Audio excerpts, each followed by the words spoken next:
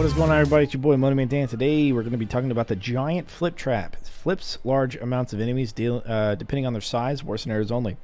The giant flip trap intrinsically flips very heavy enemies, so you can use it to take out ogres and armored ogres and such. It has a higher velocity than the regular flip trap, but it is a war scenario only trap, which means it's pretty low tier for me. But, however, for all of the war scenario traps, it's one of the ones that you could find use for. And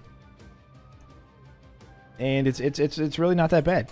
The thing that really hurts it is its trigger delay and the fact that like Kobold runners can trigger it as well. If it was like Unchained days, or the special upgrade was like only trigger on heavy and very heavy enemies or something like that, it would be much better because it wouldn't be using up its cooldown on Kobold runners. So yeah, there's that. The two unique upgrades is to reduce the cooldown, or it's placeable indoors.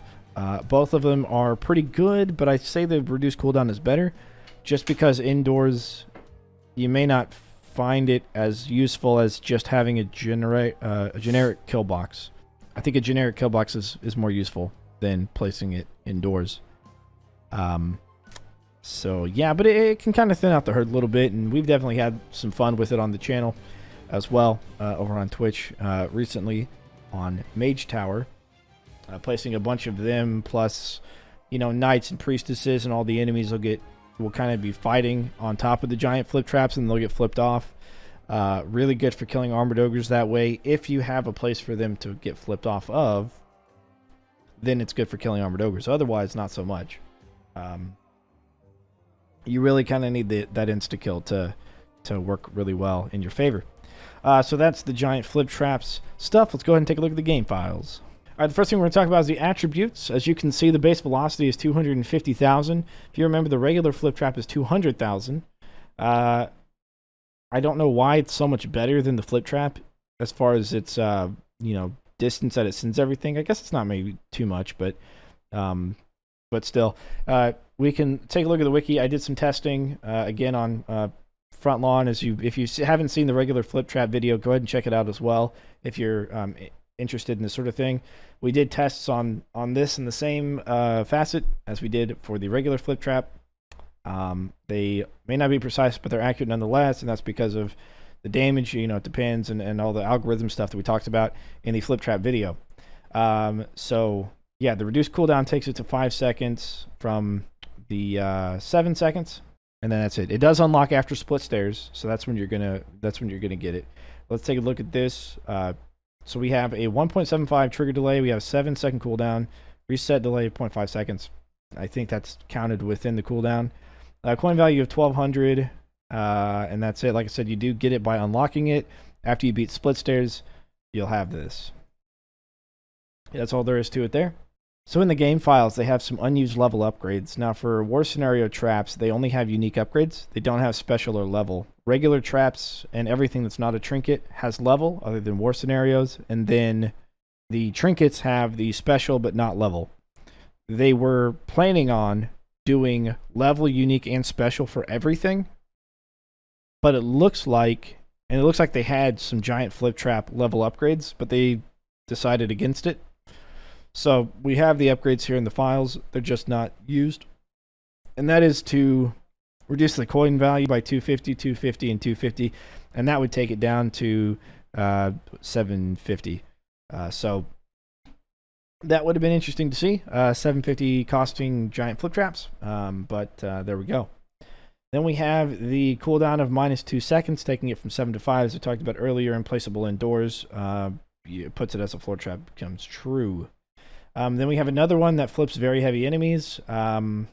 This one seems to be, this was another unused upgrade. This was going to be the special. The placeable indoors was going to be the special. And then the flips very heavy enemies was going to be the other unique. However, it is now part of the trap itself, so they didn't need to use that. So that, you know, it's pretty interesting stuff to see the development within the game files of how the game was going to look versus how it looks.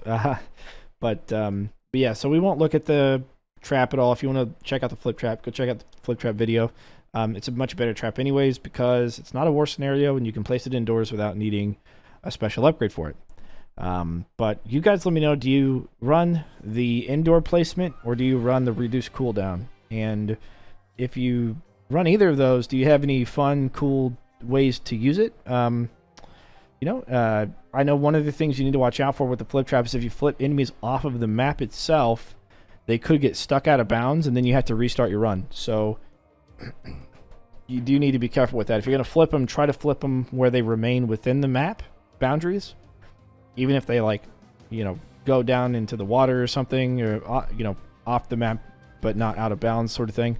Because enemies can get stuck in certain places if you fling them too far off the map. They can get stuck. But yeah, let me know your thoughts on the giant flip trap. If you like it, if you don't like it, why, if you use it. If you're looking for ways to use it, check out the comments. I'm interested to see how many of you guys do enjoy using it. It definitely looks fun. It is fun. Other than the fact that the trigger delay and the trigger happens on kobolds that just run across it, trigger it, and then all those enemies just behind the kobolds just walk past it like nothing ever happened.